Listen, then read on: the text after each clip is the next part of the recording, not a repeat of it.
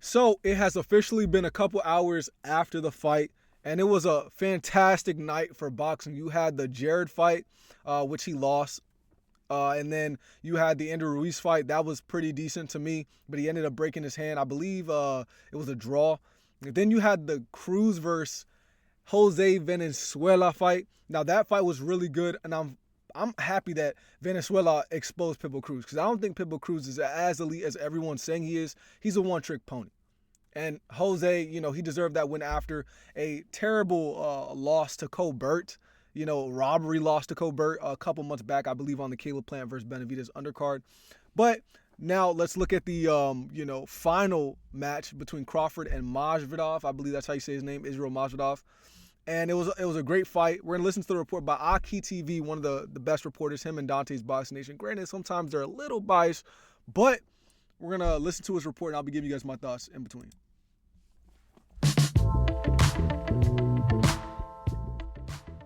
Congratulations to Terence "Bud" Crawford for making history once again by becoming a 4-division world champion, beating Madrimov by unanimous decision. Credit to Madrimov, he gave Crawford the toughest fight of his career till this day, which is a huge compliment. Nevertheless, despite the zone commentary, Crawford clearly won the fight. I mean, thank God they had Sean Porter doing the commentary. Man, this is something I took note of. I know you guys, why are you pausing? This is something I took note of. The commentators were extremely biased against Israil Madrimov. Extremely biased. Literally, they would not say anything good that Terence Crawford was doing. The most, they'd say Terence Crawford's winning, but then they'd go back and just constantly just give every props to Israil. So it's like, what? And Sean Porter was the only one correcting them constantly. Shout out Sean Porter. Because I realized that too. Tonight on the zone, Sean Porter was checking Grisham, Chris Mannix, and Sergio Mora all night long. He even had to tell them the scorecards are not going to be close and y'all going to be mad when Crawford wins the fight. What makes this so shocking is that Sean Porter usually follows the old media agenda to a T. However, the commentary was so biased against Crawford, even Sean Porter had to step in to save the day, who follows the old media agenda and is on code more than they are. That's how bad the commentary was. They were sounding like they were praying Crawford was going to lose. That's why I'm glad Sean Porter was there. I mean, he gave the best commentary I done heard for decades in the sport of boxing. Not being biased, telling things how they were. Madrimov did extremely well, and I believe he's going to be the best 154-pounder when Crawford retires. I want to see Madrimov versus everybody at 154 because he really looks like he's going to be that guy. However, tonight he was going up against the best fighter in the world.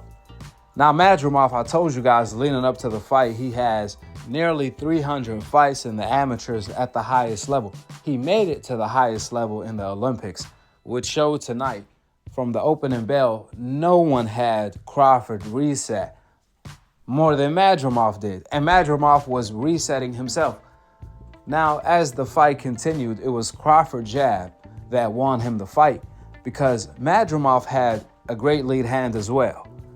Now, Sean Porter made an interesting comment. He said the adjustments that he would have told Crawford to make was go orthodox to take the right hand away, which I thought that was pretty interesting. I think when Crawford was using the jab, that's when he was most effective.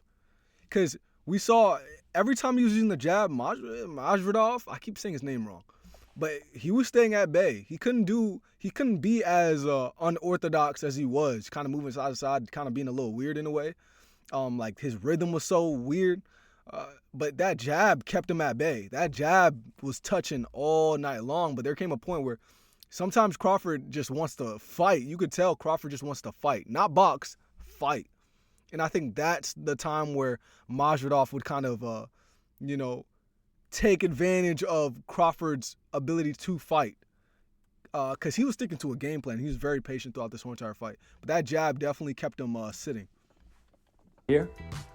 Now, Crawford probably didn't do that because Madrimov had a good jab. From the orthodox stance, Madrimov has a great lead hand.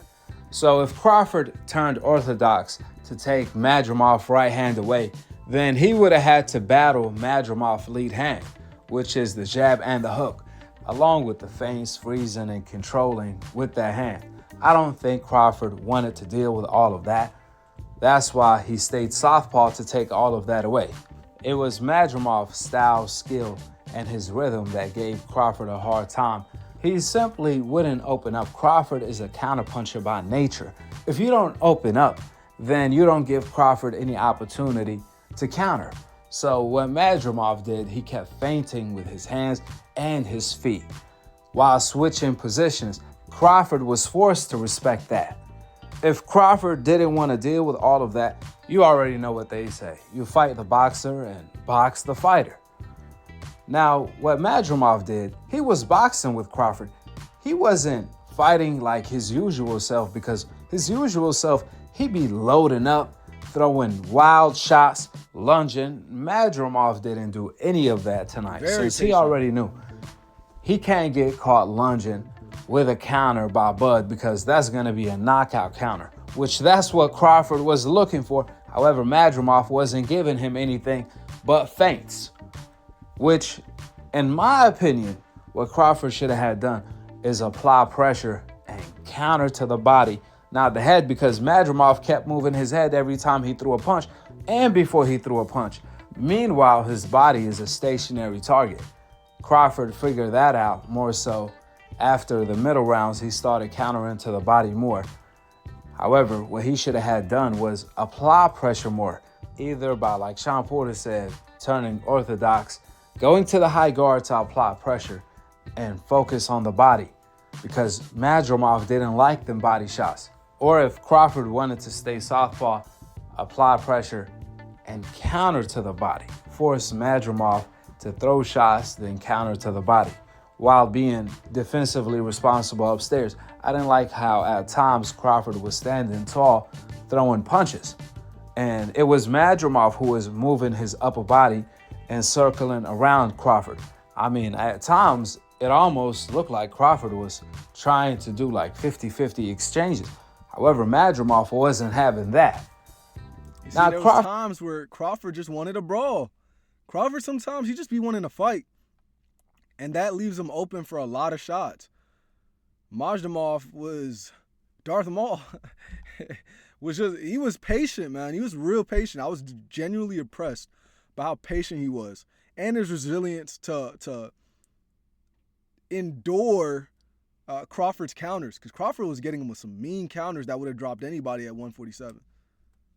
Crawford did make the necessary adjustments toward the second half of the fight, and more so toward the end of the fight, when it almost seemed like Crawford was about to knock out Madrimov. Madrimov even went southpaw for the first time against Crawford because he was hurt. However, by that time, he was rushing to get the KO. Basically, he didn't have enough time to set up the KO blow. Crawford actually walked Madrimov to a nasty left-hand uppercut. Okay, so that's pretty much the report. You definitely could tell that Terence Crawford did want the knockout, especially in the last round, and it looked like he was going to get it. There was a lot of body shots that he was getting Madrimov to, and it was landing clean flush. Oh, you almost felt it. But overall, great performance by Terence Crawford. I know a lot of people have questions about him facing Canelo Alvarez and him saying he's not ready because he couldn't get out this guy.